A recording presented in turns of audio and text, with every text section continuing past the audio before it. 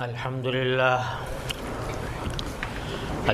لله نحمده ونستعينه ونستغفره ونؤمن به ونتوكل عليه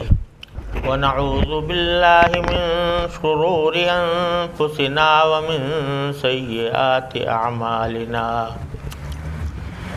من يهده الله فلا مضل له ومن يضلل فلا هادي له وأشهد أن لا إله إلا الله وحده لا شريك له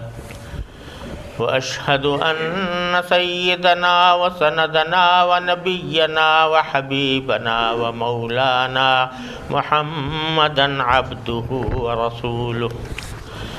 صلى الله تعالى عليه وعلى آله وأصحابه وبارك وسلم تسليما كثيرا اما بعد حضرات علماء کرام اور میرے معزز بھائیوں اور بہنوں، السلام علیکم ورحمۃ اللہ تعالی وبرکاتہ۔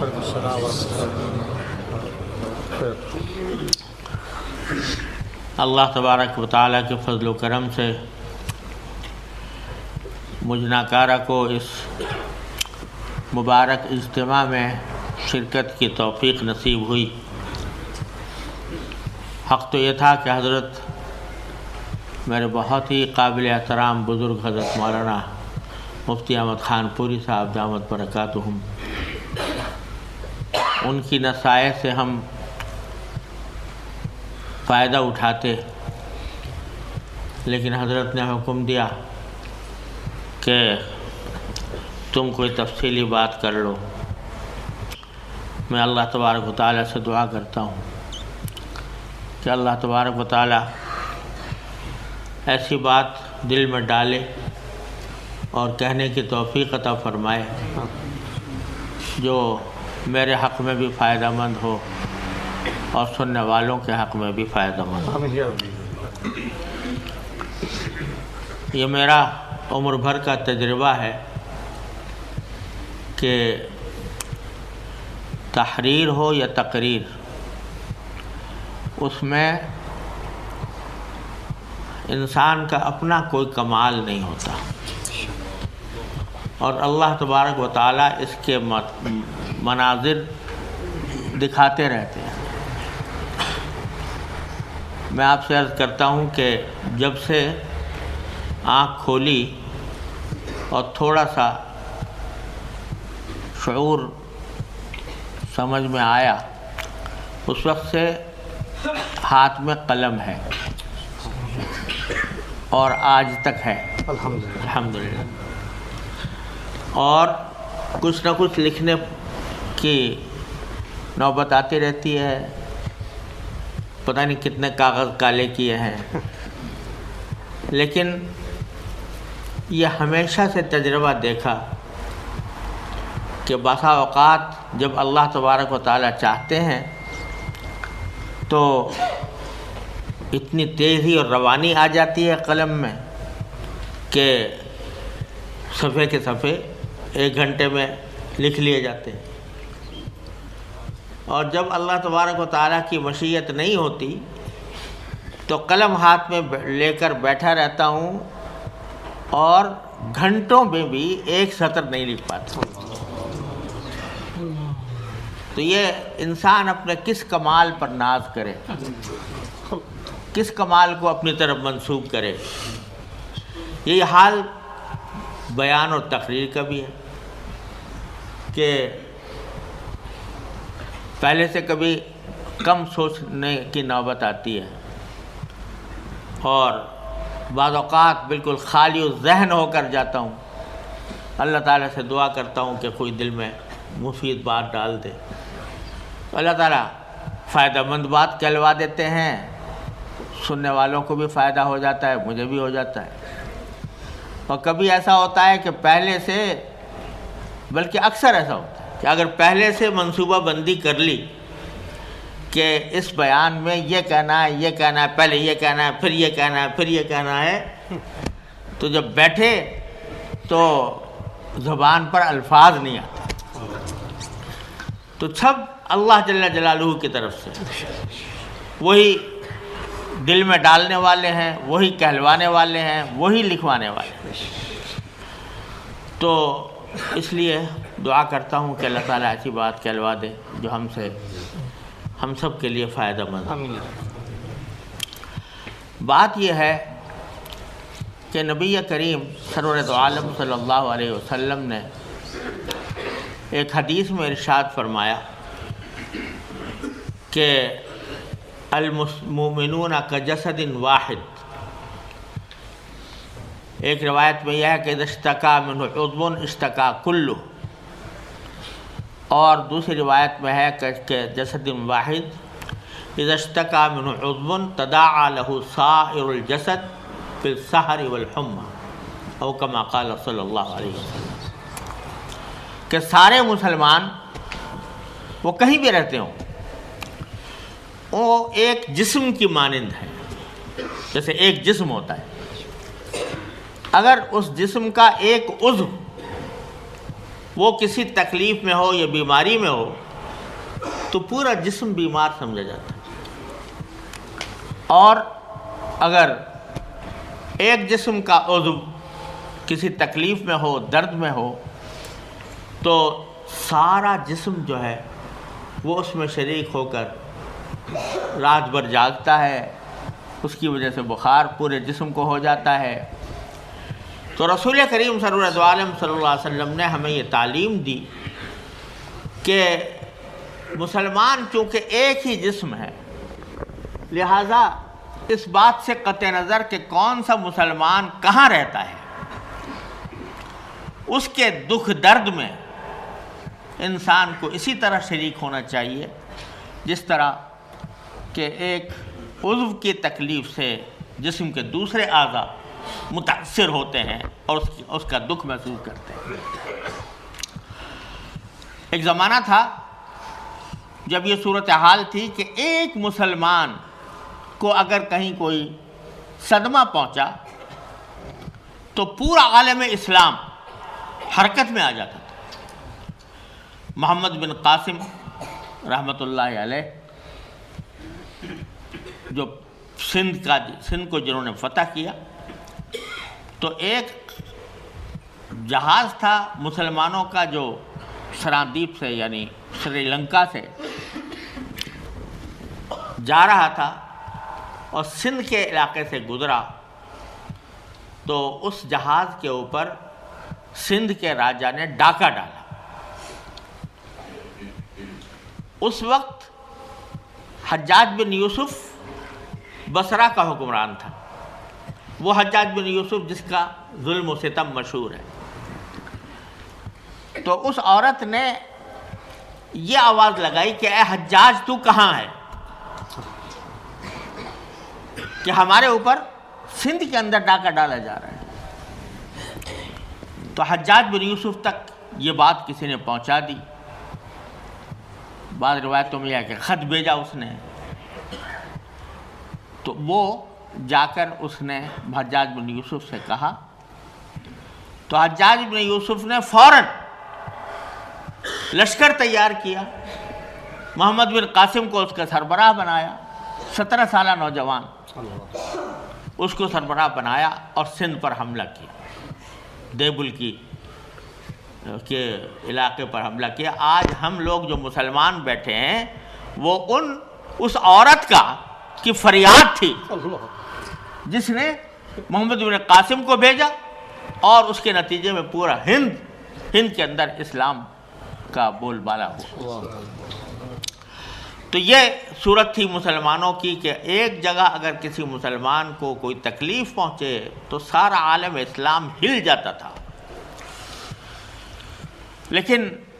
ہم ایک ایسے دور سے گزرے پچھلے دنوں کہ اپنی شامت اعمال کی وجہ سے کہ ملک کے ملک لٹتے رہے، مسلمانوں کی خون کی ندیاں بہتی رہیں، ہماری بہنوں اور ماؤں بیٹیوں کی عصمتیں تار تار ہوئیں، لیکن ہم اپنی جگہ پر ہم ٹس سے مس نہ ہوئے. ہم نے کسی مسلمان کی ہمدردی میں، اتنی بڑی بڑی مسلمان قوموں کی ہمدردی میں، اندلس جہاں مسلمانوں نے 600 سال حکومت کی اور وہ ختم ہوا، آج بھی ہم جا کر اس میں اس کے قلعہ الحمرا کو جا کر دیکھتے ہیں کہ اس پر صلیب لگی ہوئی ہے. اندر چھت کے ہر گوشے میں لکھا ہوا ہے لا غالب الا اللہ، اور اوپر صلیب کا جھنڈا لہرا رہا ہے. وہ جامعہ قرطبہ جو دنیا کی مسجد نبوی کی موجودہ توسیع سے پہلے آج بھی دنیا کی سب سے بڑی مسقف مسجد، آج وہاں کلیسا ہے. آج وہاں مسلمانوں کو نماز پڑھنے کی اجازت نہیں ہے. تو یہ سب کیوں ہوا کہ مسلمان اس بات کو بھول گئے کہ المؤمنون کجسد واحد اذا اشتکا منہ عضو تداعی لہ سائر الجسد. اور نبی کریم سرورت عالم صلی اللہ علیہ وسلم نے فرمایا تھا تعاونوا علی البر والتقوی. قرآن کریم کا ارشاد ہے کہ بر اور تقوی میں ایک دوسرے کے ساتھ تعاون کرو. یہ جذبہ جو کمزور پڑتا چلا گیا تو ہمارے ہاتھ سے علاقے کے علاقے نکلتے رہے. اندلس گیا اور پھر ہمارے دیکھتے ہی دیکھتے یہ علاقے جن کا بھی آپ نے ذکر سنا ہے، بلقان، وہاں پر سلطنت عثمانیہ کا سرخ ہلالی پرچم صدیوں تک لہراتا رہا. اور وہاں الحمدللہ انہوں نے تہذیب و تمدن کے بھی اعلیٰ نمونے پیش کیے. حکمرانی کا ایک بڑا اعلیٰ انداز خلافت عثمانیہ کے زمانے میں انہوں نے پیش کیا، اس پر عمل کیا. اور جو یہاں تک کہ غیر مسلم جو آباد تھے ان غیر مسلموں کے ساتھ حسن سلوک کی مثالیں قائم کی. لیکن ہماری شامت اعمال سے ایک دور ایسا آیا کہ 70 سال ان پر ایسے گزرے ہیں. تقریباً اگر کہا جائے تو شاید بیجا نہیں ہوگا کہ چوتھائی دنیا اس حالت میں گئی. چین کو دیکھ لیجیے، چین سے شروع کیجئے. چینی ترکستان میں وہاں بھی گیا ہوں، وہاں کے مسلمانوں سے بھی ملاقات ہوئی ہے. اور میں شاید چین کے اندر باہر کے لوگوں کو آنا تقریباً ممنوع تھا. تو شاید جب وہ پابندی ختم ہوئی تو پہلا جو وفد گیا تھا اس کے اندر میں شامل تھا، بلکہ میں اس کی صدارت کر رہا تھا. تو میں نے عجیب منظر دیکھا کہ چینی زبان بڑی مشکل زبان ہے، یعنی اس کو سمجھنا اور سیکھنا بڑا مشکل. یہاں تک کہ جب میں دورہ کرتا تھا تو چونکہ میں ایک وفد کا سربراہ تھا تو وہاں روزانہ ریڈیو پر اور ٹی وی کے اوپر خبریں آیا کرتی تھیں ہمارے دورے کی کہ فلاں جگہ چلا گیا. تو ایک مرتبہ میں نے کہا کہ بھئی لوگوں نے کہا کہ آج خبریں آ رہی ہیں، دیکھ لو آپ کا ذکر ہوگا. تو وہ ساری خبریں پڑھ گیا، مجھے اپنا نام ہی سمجھ میں نہیں آیا. تو وہ اس کو پھر میں نے پوچھا بھئی میں نے تو سنا نہیں اپنا نام. کہنے نہیں، اس نے اپنا نام لیا تھا. تو پھر اس نے بتایا کہ آپ کا نام ہے توچی عظما. تو اب یہ ایسی زبان ہے کہ نام بھی تمہیں سمجھ میں نہیں آتا اور الفاظ تو کیا سمجھ میں آتے. اور وہاں یعنی کروڑوں مسلمان وہاں پر آباد. تو جب پہلا وفد ہمارا گیا تو ایک جگہ سے فجر کے بعد ہمیں روانہ ہونا تھا. راستے میں برف پڑ رہی تھی اور 16 منفی ڈگری یعنی -60 ٹمپریچر تھا. تو جب ایک جگہ سے ہم گزرے تو دیکھا کہ قافلے کھڑے ہوئے ہیں لوگ انتظار میں اس برفانی علاقے میں -16 کے ٹمپریچر کے اندر، معلومہ گھنٹوں سے کھڑے ہیں۔ کیوں کھڑے ہیں؟ کہ ایک مسلمان قافلہ آ رہا ہے۔ انہوں نے باہر کے کسی مسلمان کی شکل نہیں دیکھی تھی، تو وہ کھڑے ہوئے۔ اور اس سال چونکہ پاکستان کی طرف سے چینی مسلمانوں کو حج پر جانے کا راستہ دیا گیا تھا، پہلی بار حج کو وہاں سے کوئی گیا تھا، تو وہ اس کی وجہ سے پاکستان کے ساتھ محبت کا بہت اظہار کرنا چاہتے تھے، تو گھنٹوں سے وہاں کھڑے تھے۔ اور ہم ان کی زبان نہیں سمجھ سکتے، وہ ہماری زبان نہیں سمجھ سکتے، لیکن ایک ہی کلمہ تھا سب کی زبان پر، السلام علیکم، اور ان کی آنکھوں سے آنسو بہہ رہے۔ تو اللہ تبارک و تعالیٰ نے ایک آزمائش کا دور روسی ترکستان، چینی ترکستان، اور پھر اس کے بعد یہ جو بلقان کے علاقے ہیں ان کے اندر ایسی آزمائش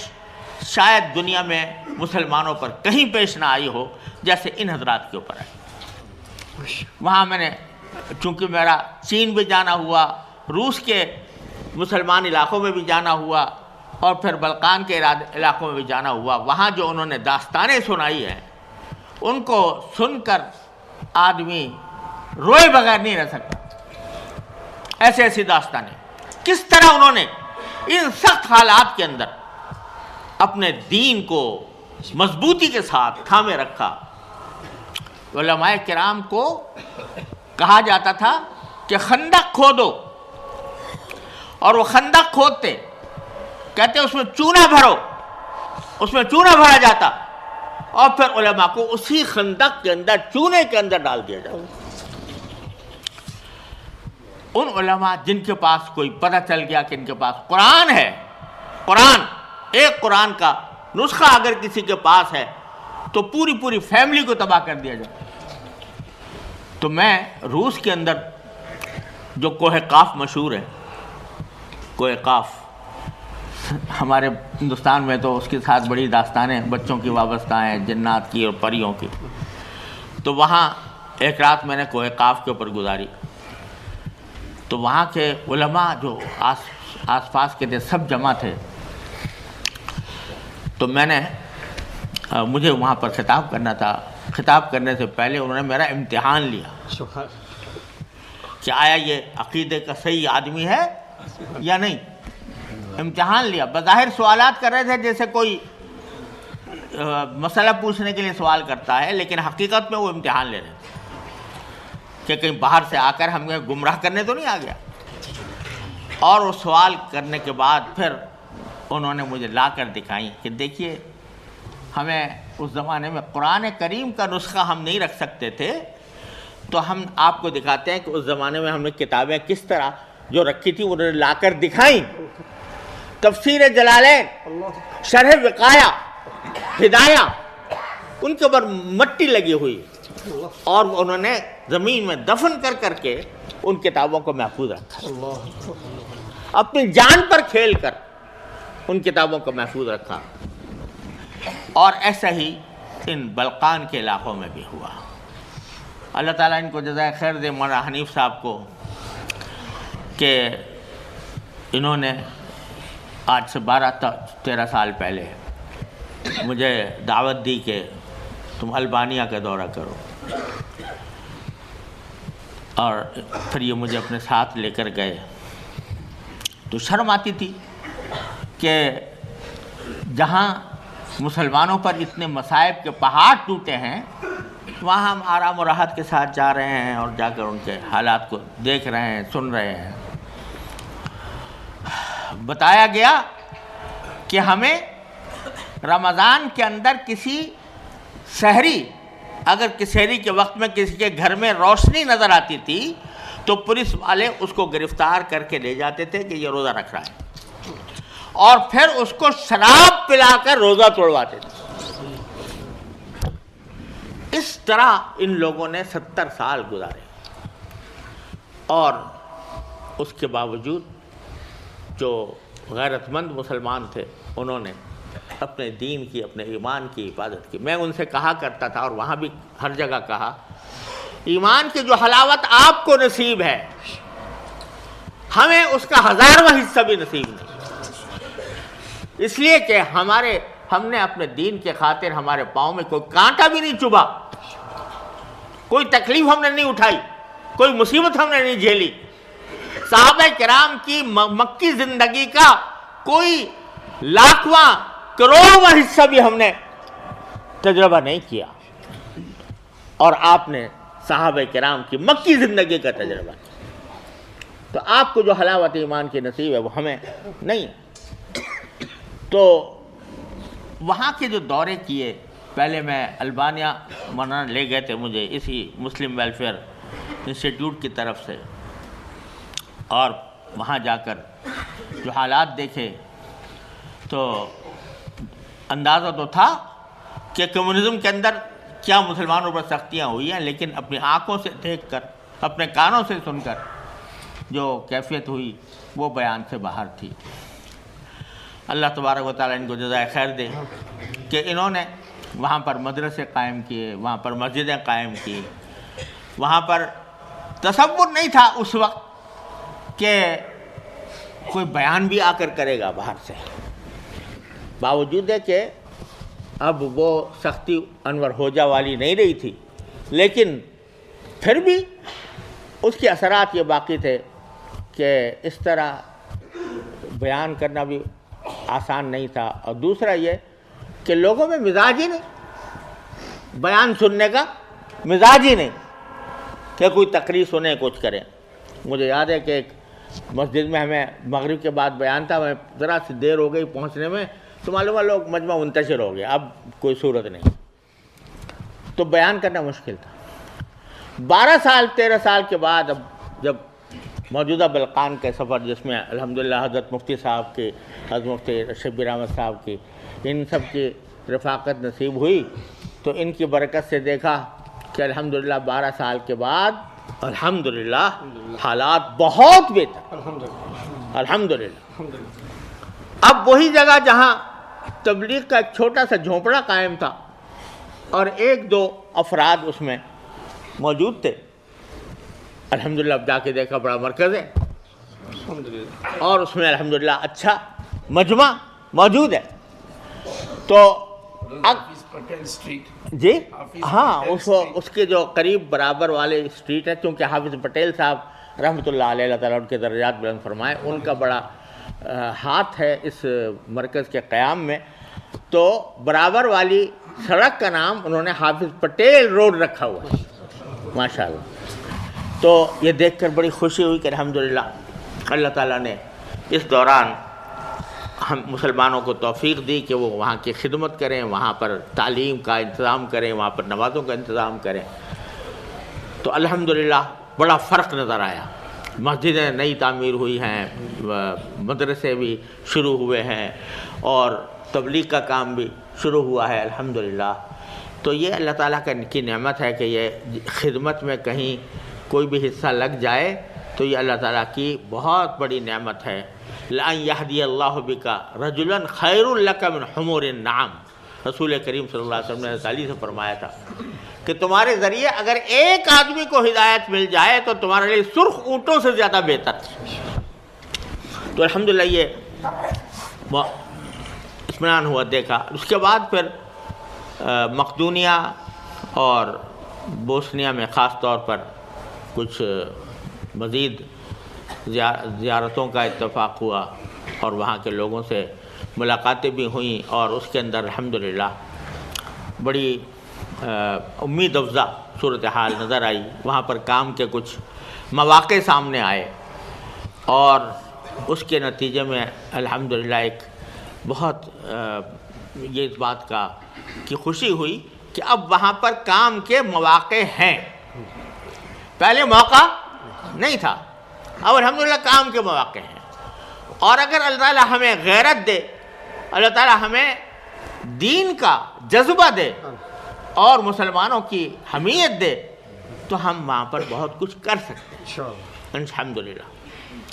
یعنی حالت یہ ہے وہاں اب لوگوں کی 70 سال کی زندگی کے بعد نام انہوں نے اپنا مسلمان ضرور رکھا ہوا ہے، لیکن نام مسلمان رکھنے کے باوجود ان کو پتہ نہیں ہے دین کے حالات کا، دین کے معاملات کا۔ ہر مسجد میں آپ جائیں تو اس میں نماز کا طریقہ لکھا ہوا ہے، تاکہ اگر کوئی آئے تو اس کو آتا نہیں ہوگا کہ نماز کیسے پڑھی جاتی ہے۔ اس میں نماز کا طریقہ لکھا ہوا ہے ان کے اپنے زبان میں کہ بھئی نماز میں پہلے اللہ اکبر کہو، پھر کھڑے ہو جاؤ، پھر ہر مسجد میں تقریباً یہ نظر آتا ہے۔ تو وہاں اب کام کے مواقع ہیں، اللہ تعالی ہمیں آپ کو سب کو اس میں حصہ ڈالنے کی توفیق عطا فرمائے۔ میں سچی بات ہے کہ بہت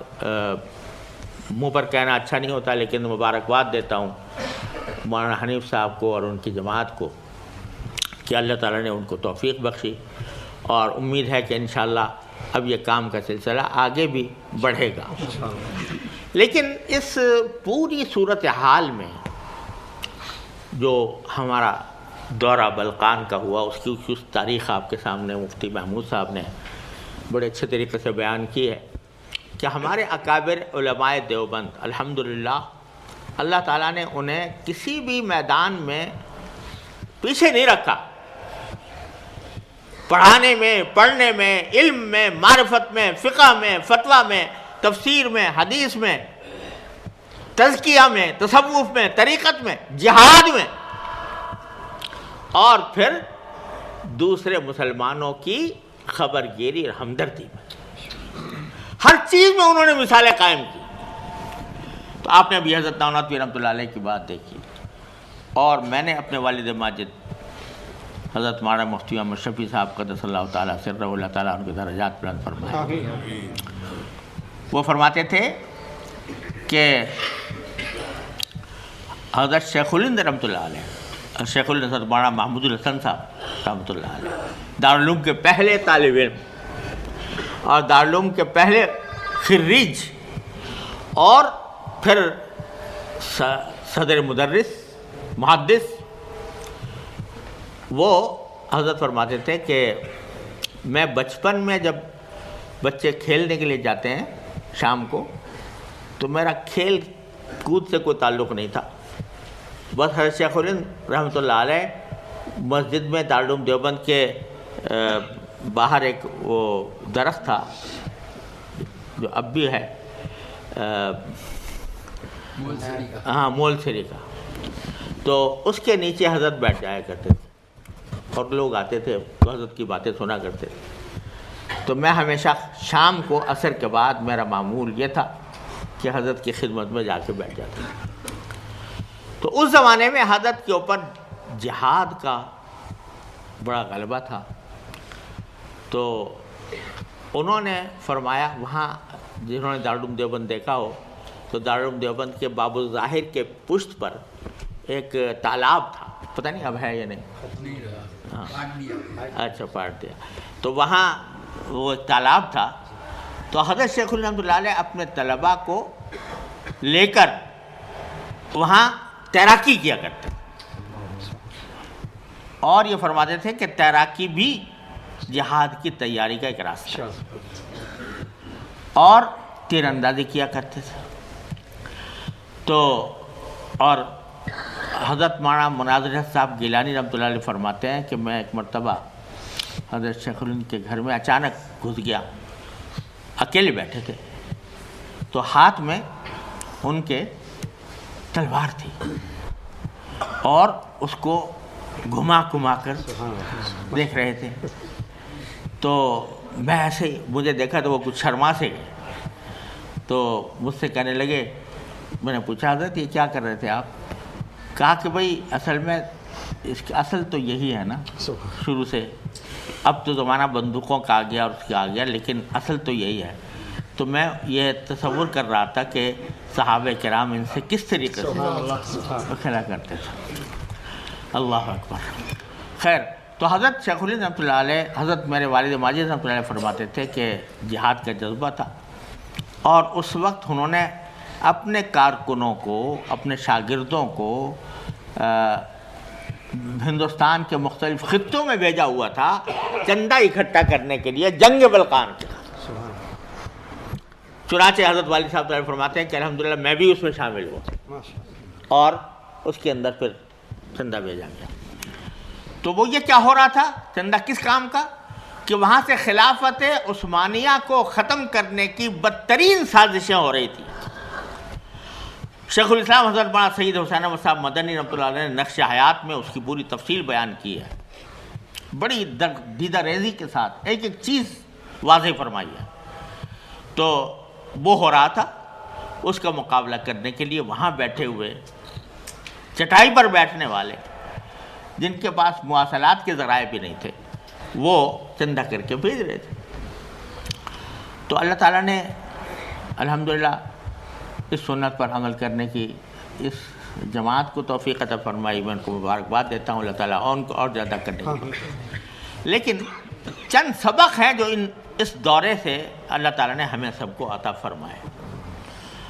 وہ سبق ایسے ہیں کہ ہم سب کو ان پر بہت دردمندی کے ساتھ غور کرنے کی بات یہ ہے کہ پہلی بات یہ ہے کہ اتنی بڑے مصائب جو آئے ان تمام علاقوں میں، ان کے اسباب پر اگر آپ نظر دوڑائیں، یہ دنیا اللہ تعالیٰ نے عالم اسباب بنائی ہے، اور اس میں کسی کو بھی کوئی اگر تکلیف پہنچتی ہے یا آزمائش آتی ہے تو اس کا کوئی نہ کوئی سبب ہوتا ہے۔ ما اصابکم من مصیبت فبما کسبت ایدیکم ویعفو عن کثیر۔ تو یہ جو اتنا بڑا سانحہ پیش آیا اندلس میں مثلا، اور پھر ان علاقوں میں جو چین اور روس اور ترکستان کے علاقے تھے، اتنا بڑا سانحہ پیش آیا، کیا وجہ ہوئی کہ دین کا بیج مارا گیا، مسلمان کا بیج مارا گیا، آج اس کو وہاں نماز پڑھنے کی اجازت نہیں۔ تو آدمی کو پہلے یہ دیکھنا چاہیے کہ اللہ تبارک و تعالی کی ہرگز اللہ تعالیٰ اس کو گوارا نہیں کر سکتا کہ مسلمانوں کو اس طرح ذلیل و خوار کرے، اسلام کے نام لے رہا اور اس طرح آزمائش میں مبتلا کرے۔ وَأَنْتُمُ الْأَعْلَوْنَ إِن كُنتُم مُؤْمِنِينَ۔ تو اس لیے ان اسباب پر ہمیں غور کر کے اپنے حالات کو ان اسباب سے دور رکھنے کی کوشش کرنی چاہیے۔ وہ اسباب کیا تھے؟ اندلس میں جو حادثہ پیش آیا اسپین میں، تو وہاں مسلمان جو ہیں وہ عیش و عشرت پہ پڑ گئے تھے اور دنیا کو سب کچھ بنا لیا، آخرت کی فکر سے غافل ہو گئے۔ آخری دور جو گزرا ہے اس میں بادشاہوں نے، اور اسپین کے بادشاہوں نے کوئی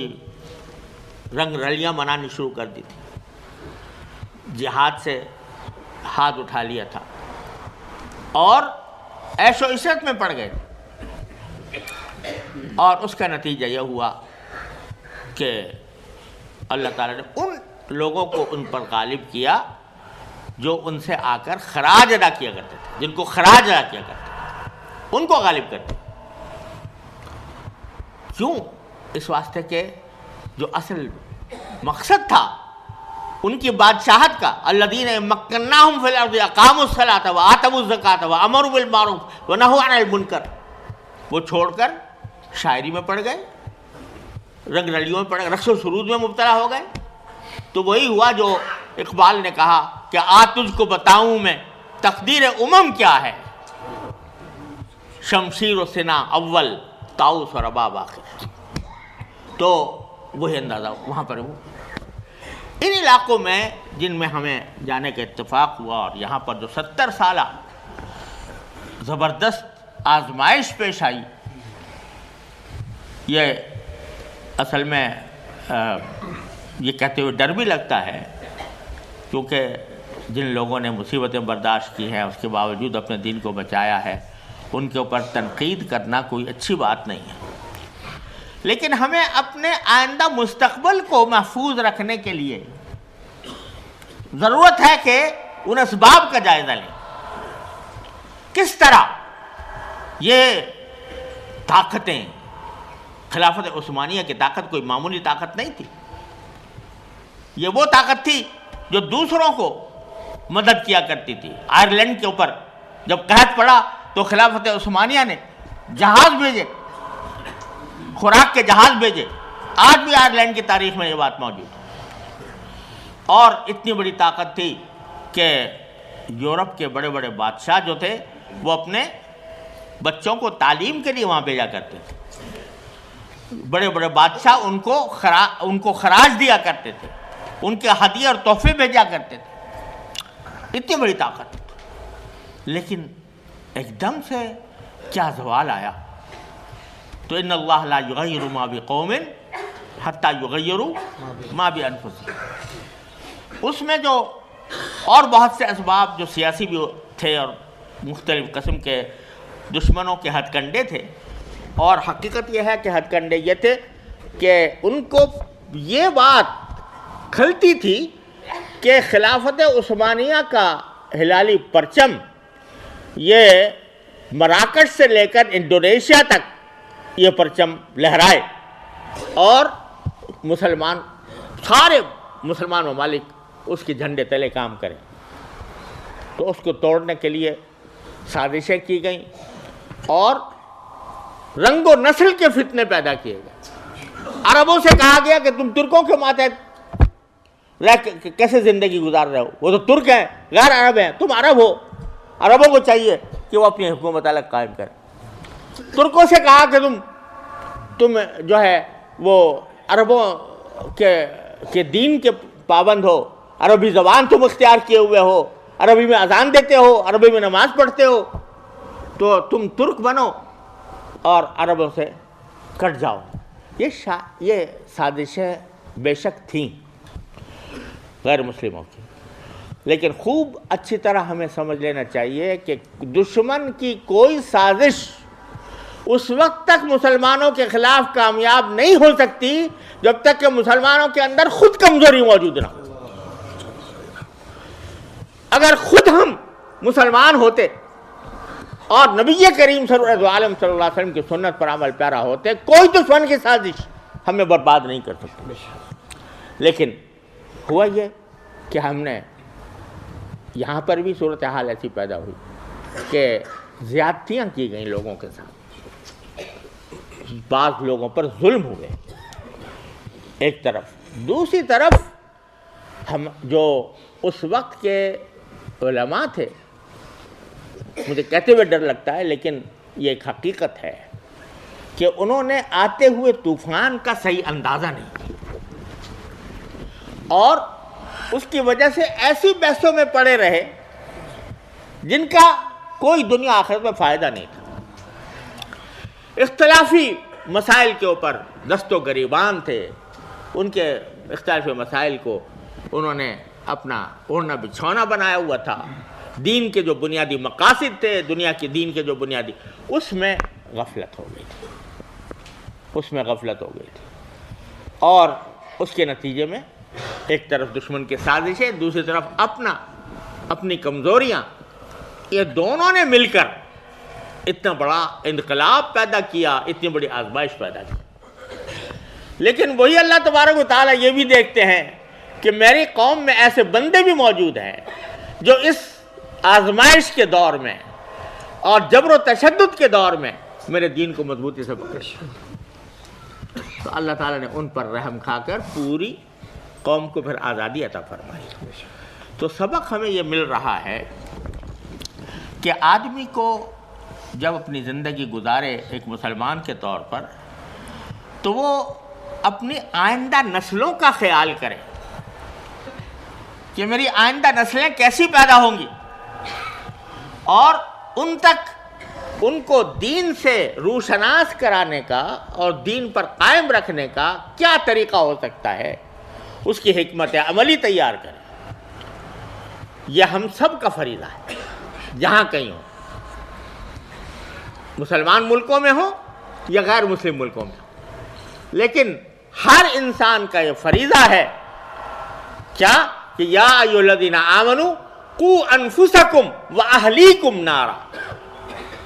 صرف اپنے آپ کو جہنم سے بچا لینا یہ کافی نہیں ہے، بلکہ اپنے گھر والوں کو، اپنی نسلوں کو آگ سے بچانے کی فکر کرنا، جو اتنا فکر کرنا کہ وہ آدمی کے ایمان کا ایک حصہ بن جائے، جو اس کی زندگی کا بنیادی مقصد بن جائے، یہ ہے فریضہ جو ہم سب پر عائد ہوتا ہے۔ اور افسوس ہے کہ ہم اس فریضے کو صحیح طریقے سے نہیں ادا کر رہے۔ اپنی اولادوں کی فکر،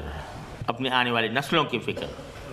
اور ان کے لیے تعلیم و تربیت کا کوئی خاص انتظام، یہ الحمدللہ اللہ تعالیٰ کا کرم ہے، یہاں پر بہت ادارے الحمدللہ اللہ تعالیٰ نے پیدا فرما دیا ہے، لیکن میں تو مسلمان ملکوں کا حال بھی جانتا ہوں کہ وہاں پر جو صحیح تعلیم و تربیت ہے اس کا بیج مارا جا چکا۔ یہ جو آفتیں آ رہی ہیں شام پر اور مصر پر اور یمن پر اور لیبیا پر، یہ کس وجہ سے آ رہی ہے؟ اس لیے کہ جو تعلیم و تربیت کا جو صحیح نظام تھا وہ ختم ہو گیا۔ اور جانتے ہیں یہ لوگ کہ جب تک ملا بیٹھا ہے اور کتابیں پڑھا رہا ہے اس وقت تک ہم لوگوں کے دلوں سے ایمان کھرچ نہیں سکتے۔ تو سب سے پہلا حملہ انہوں نے مدارس پر کیا ہے، یہاں تک کہ اس قسم کے مدارس جیسے ہمارے ہاں ہیں وہ مصر میں، شام میں جو ہے اور دوسرے ملکوں کے اندر تقریباً ختم ہو گئے۔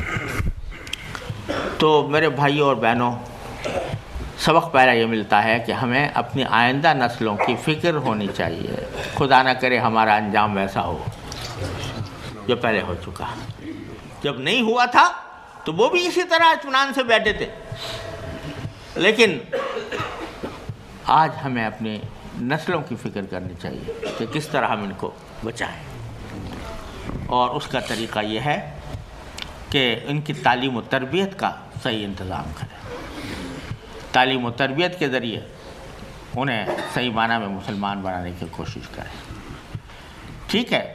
آپ ایک سیکولر ملک میں رہ رہے ہیں اور وہاں کے بھی اپنے کچھ تقاضے ہیں، وہ تقاضے ضرور پورے کریں،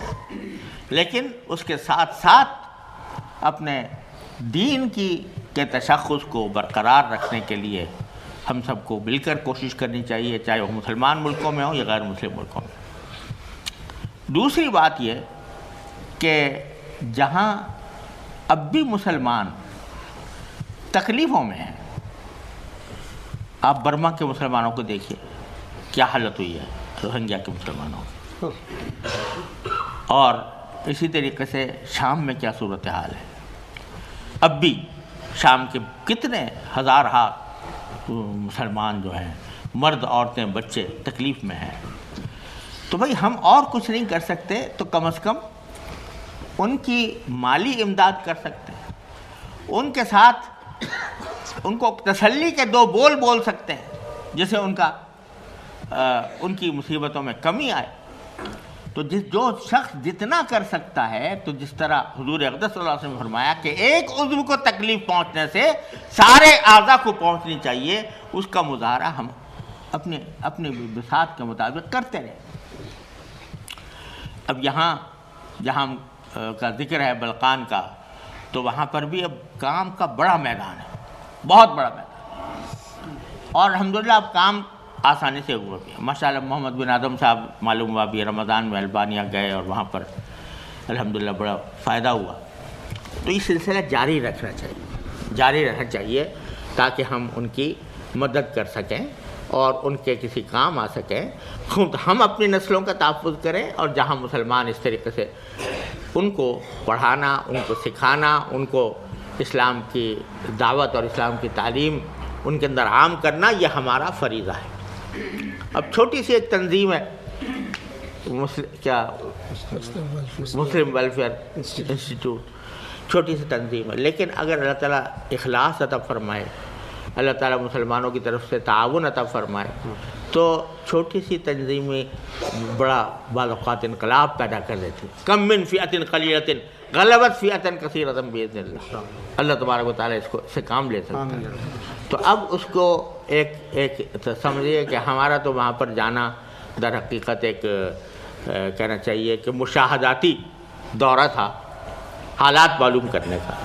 لیکن اب اس کے اوپر فالو اپ کی ضرورت ہے، اور اس کے اندر جتنا کوئی شخص جتنا حصہ لے سکتا ہے اللہ تعالیٰ اس کو توفیق عطا فرمائے تو اس کی مزید تفصیل کے ساتھ اس کا جائزہ لیا جائے، وہاں کے کاموں کو دیکھا جائے، اس میں حصہ لیا جائے، اور اس میں جتنے مسلمان ہیں جہاں بھی ہیں تو جس حیثیت میں بھی وہاں پر وہ کام کر سکیں، اور جانی مالی اور دامے درمے قدمے سخنے، پیسے سے، مال سے، جان سے اور اپنے علم سے وہاں پر جا کر کوشش کرتے رہیں تو انشاءاللہ وہاں ایک مرتبہ پھر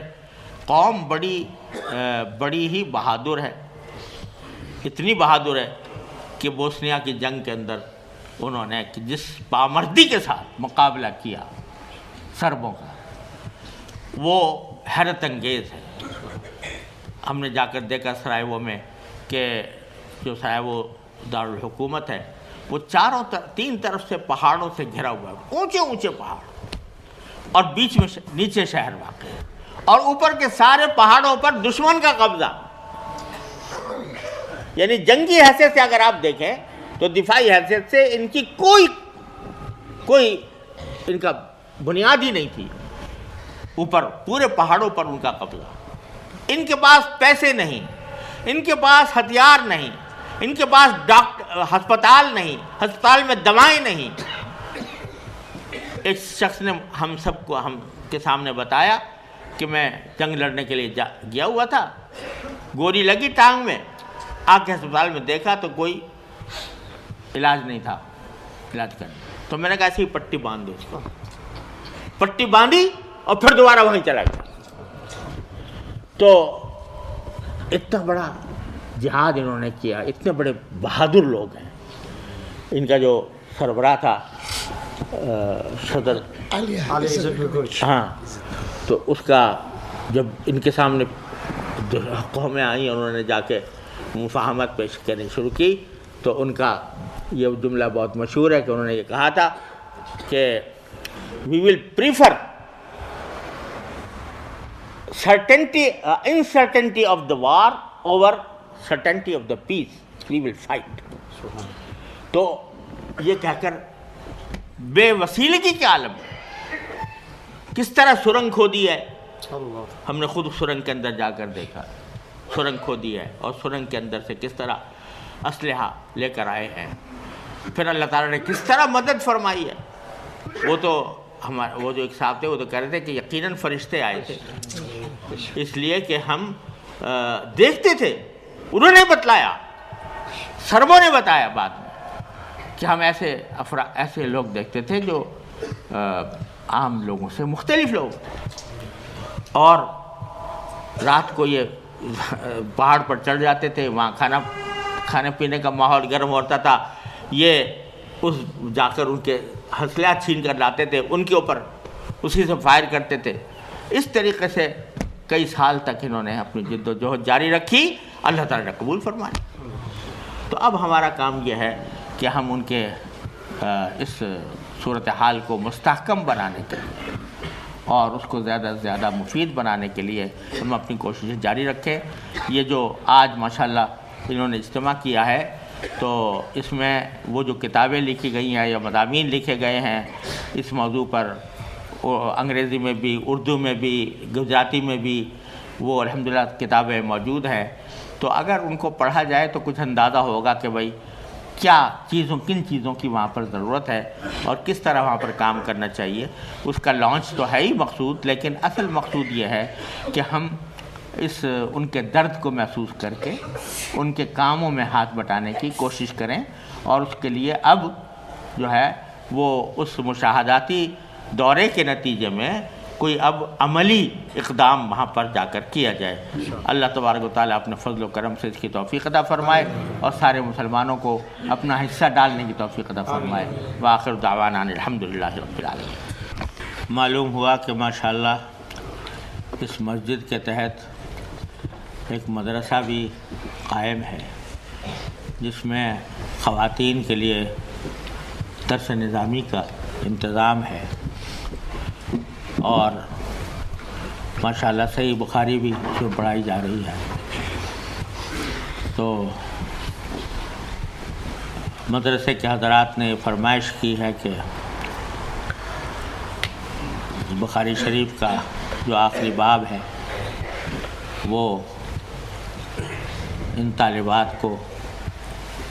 پڑھانے کی سعادت حاصل کروں۔ ایک بات تو یہ واضح کرنا چاہتا ہوں کہ میں ختم بخاری کے جو جلسے بہت کثرت سے ہونے لگے ہیں ان سے تھوڑا ڈرتا ہوں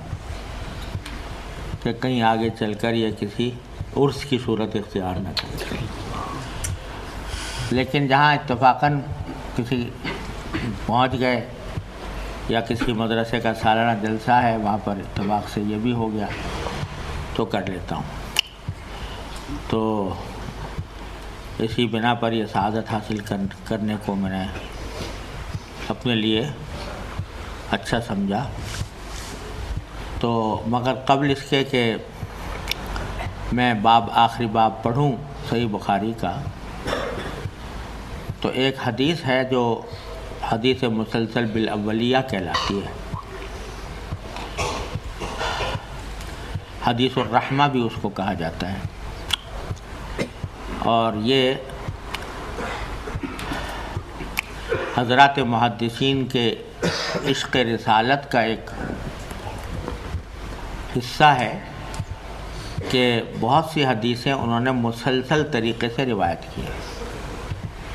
کیا معنی کہ جس خاص ہیئت یا جس خاص حالت کے ساتھ مثلا رسول کریم صلی اللہ علیہ وسلم نے کوئی بات ارشاد فرمائی تو آپ سے سننے والے صحابی نے بھی اپنے شاگرد کو اسی ہیئت اور اسی حالت کے ساتھ اس کو سنایا۔ حضور اقدس صلی اللہ علیہ وسلم نے کوئی بات فرمائی تھی اور اپنے سر مبارک پر ہاتھ رکھا تھا، تو صحابی نے بھی جب اپنے شاگرد کو سنائی تو سر پر ہاتھ رکھ کے سنائی۔ آپ نے کسی وقت اپنی لحیہ مبارکہ ریش مبارک پر ہاتھ رکھا تھا تو شاگرد نے بھی اسی طرح سنائی۔ ان کو مسلسلات کہا جاتا ہے۔ تو یہ حدیث جو ہے مسلسل بالاولیہ ہے اس معنی میں کہ حضرت سفیان ابن عیینہ سے لے کر ہم تک جب بھی کسی استاد نے اپنے کسی شاگرد کو کوئی حدیث سنانا شروع کی تو سب سے پہلے یہ حدیث سنائی، اس لیے اس کو مسلسل بالاولیہ بھی کہا جاتا ہے۔ تو یہ حدیث مجھے بھی اس تسلسل کے ساتھ الحمدللہ کئی مشائخ سے حاصل ہے۔ تو میں مولانا یوسف صاحب نے کہا کہ وہ حدیث پہلے پڑھ دوں، اس کے بعد تو صحیح بخاری کا آخری باب پڑھوں، تو وہ حدیث میں آپ کے سامنے پڑھتا ہوں۔ بسم اللہ الرحمن الرحیم، الحمدللہ رب العالمین، والصلاة والسلام علی رسولہ الکریم وعلی آلہ واصحابہ اجمعین، اما بعد فقد حدثنی بهذا الحدیث الشیخ حسن المشاط المکی المالکی رحمہ اللہ تعالی فی المسجد الحرام فی سنة 1963 كما حدثني به الشيخ محمد ياسين الفاداني رحمه الله تعالى في مكة المكرمة، والشيخ الناخبي رحمه الله تعالى بجدة، وكل واحد منهم يرويه بإسناده إلى سيدنا عبد الله بن عمرو بن العاص رضي الله تعالى عنهما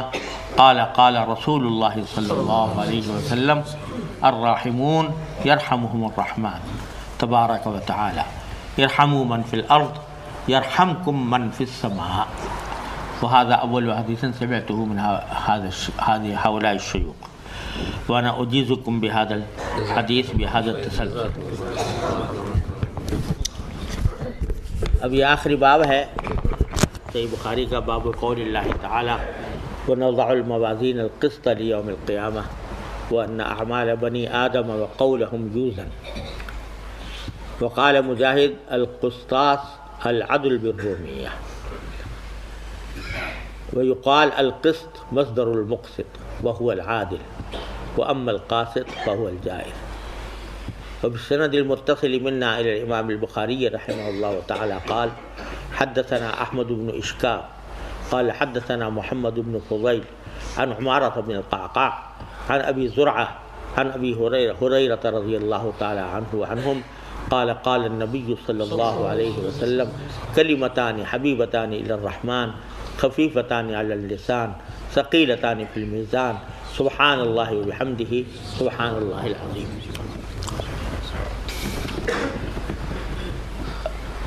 حدیث سے متعلق جو علمی مباحث ہیں وہ انشاءاللہ آپ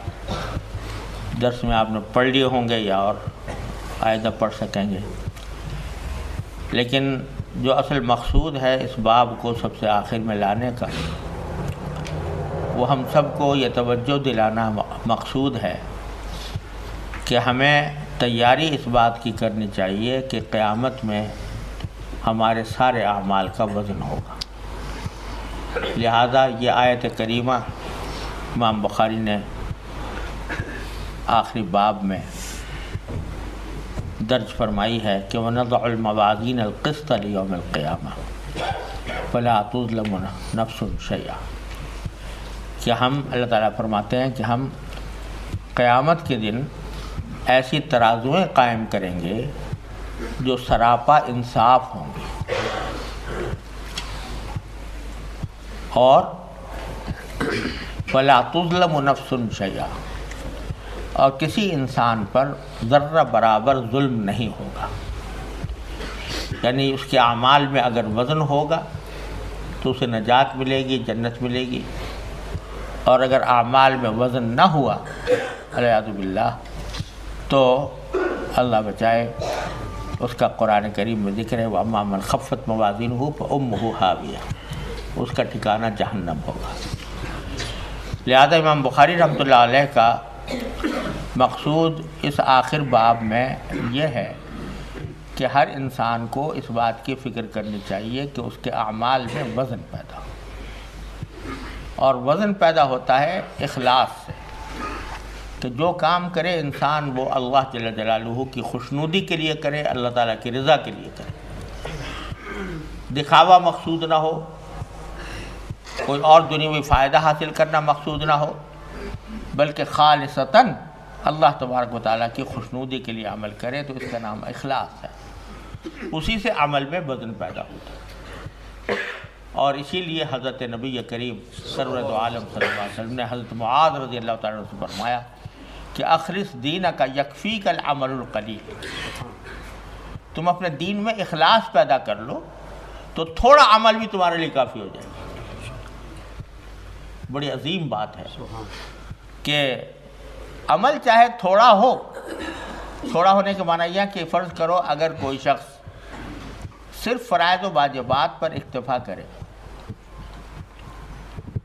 جو فرائض ہیں وہ ادا کرے، جو واجبات ہیں وہ ادا کرے، اور سنتیں پڑھ لے اور گناہوں سے بچے، بس نہ کوئی نفل پڑھے، نہ کوئی اور نفل عبادت کرے، صرف فرائض و واجبات ادا کرے، گناہوں سے بچے، کہ نظر کے گناہ بھی نہ ہو، کان کا بھی نہ ہو، زبان کا بھی نہ ہو، کسی کی غیبت بھی نہ ہو، کسی جھوٹ میں نہ نکلے وغیرہ، تو انشاءاللہ سیدھا جنت میں جائے. اور ایک شخص ہے جو بہت عبادتیں کر رہا ہے لمبی چوڑی، لیکن دل میں اخلاص نہیں ہے، وہ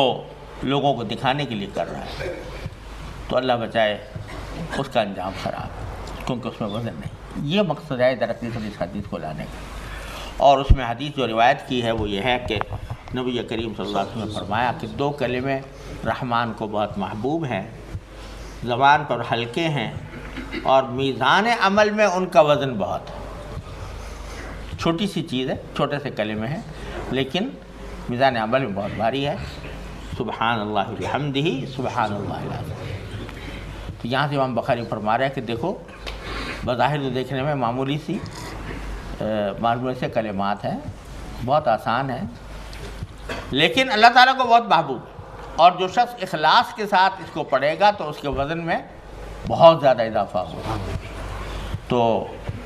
آدمی کو فکر اس کی کرنی چاہیے کہ اس کے اعمال میں وزن پیدا ہو،